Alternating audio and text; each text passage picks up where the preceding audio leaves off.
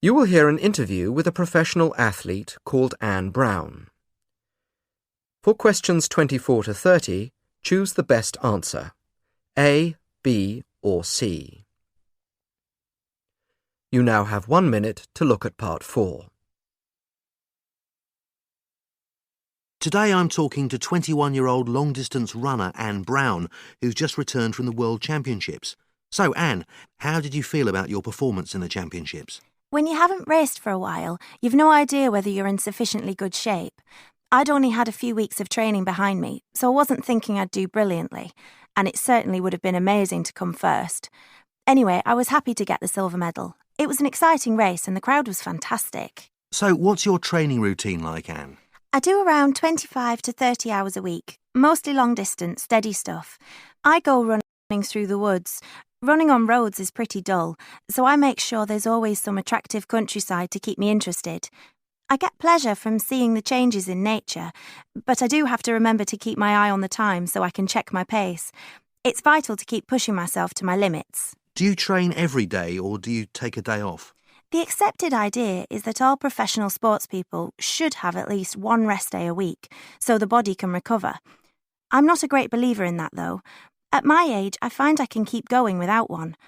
I do 5 hours a day, and I'd even like to be able to do more than that, but I don't want to push my body too hard, because that can lead to other problems.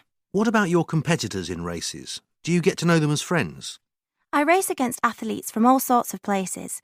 I wouldn't say I've got friendships with them, though I'm sure some of them are really good guys, but I tend to keep a professional distance. It'd be too easy to let friendships start interfering with the way I run races.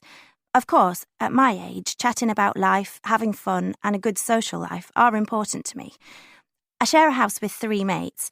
They're the people I really get on well with. So, do you have any favourite free time activities? Let me think. I suppose I did when I was a kid, but I'm not so sure nowadays. Yeah, I used to take my kite to the top of the hills and fly it for hours. In season, skiing's something that I get into quite a bit when I've got the time. I've always enjoyed active things and never really been much of a reader of books or that kind of thing. Of course, I watch TV and play computer games like most people. And do you get recognised in the street very often? Very rarely, I'm pleased to say, as I think it would be a bit strange, and I'm not sure how comfortable I'd feel about being stopped for autographs and pictures all the time. On the whole, I find people wanting your autograph a bit of a pain, to be honest. It happens sometimes when I'm at events, and at first you say okay, and then after a while you wish it'd stop. I suppose I did that sort of thing when I was younger. It was always such a thrill to meet someone in the public eye. So, are you planning for the next Olympics?